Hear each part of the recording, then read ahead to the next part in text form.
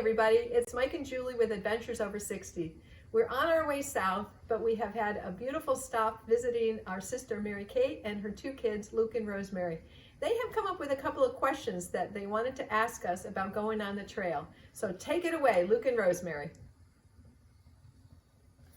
Hi, I'm Rosemary, and my first question was, are you guys going to have a daily routine when you first start, or will it just vary from day to day?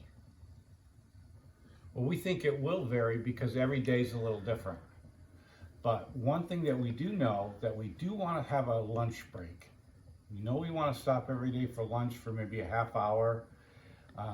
And other than that, we think we'll just basically get up in the morning and maybe have coffee and maybe have hot chocolate or something. But really, it's hiking all day. Nice. A question I had is, why did you choose to be a Northbounder since you live in Maine? That's a great question, Luke. And I think Uncle Mike and I both have different answers. Mine would be, I need to develop trail legs, and it's going to take me weeks in Georgia to get those legs. If we were going to start up in Mount Katahdin, there would be no chance to develop the hard trail legs that are necessary. Or I should say the strong trail legs, unless I was hiking it all the time. And Luke, we're in Florida. We're on our way to Florida to visit family for the month of February. So we were already in the South, so starting in Georgia made sense. And we just want to summit Mount Katahdin as our final destination. And my second question is there a plan B for chargers or walkie-talkies if they get wet or damaged? Well, I've been thinking about passenger pigeons. And Julie can fit that in her pack, and she likes birds, so that's where we'll go. But really, between our phones, and we have a Garmin InReach, that's what we have to communicate. So other than that, maybe the kindness of others on the trail, or trail angels. Other than that, Rosie, no, we don't have a plan B.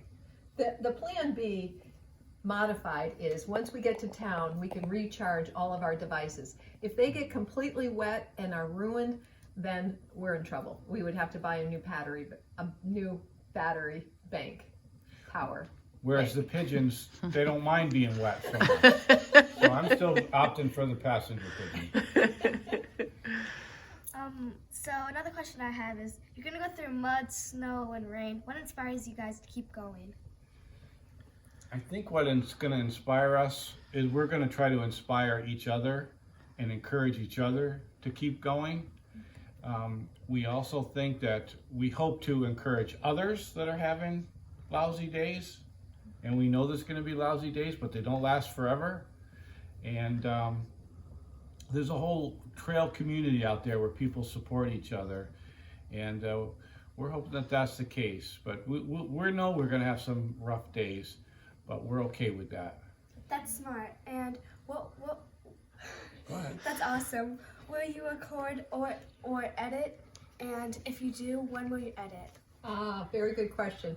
So during the day-to-day walking on the trail, I'll be taking a lot of video, but our phone will be on airplane mode, so I won't be editing, and that would be time consuming.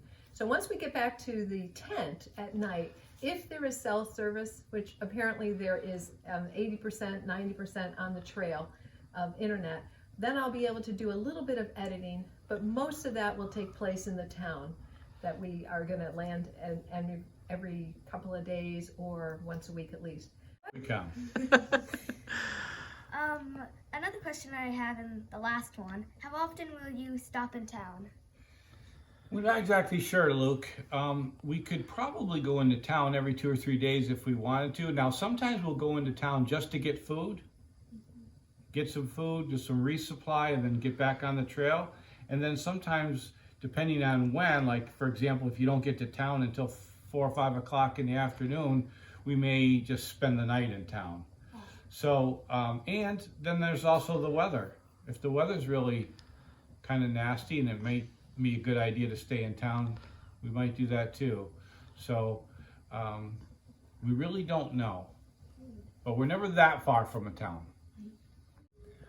And my last question is, will you wear jackets or really puffy sweatshirts? Yes. In February, we're starting the February 27th, and we know that March can be really cold. So one of the reasons our packs are so heavy right now is that we feel adequate amount of winter gear. So we'll try not to hike in our puffies. That's primarily for once we get back to camp. But we think we're in good shape for the cold weather. But we wouldn't mind, we're going to look forward to spring coming, that's for sure. Yeah. Thanks for watching. We'll be watching you guys on the trail. Thank you for watching and good luck.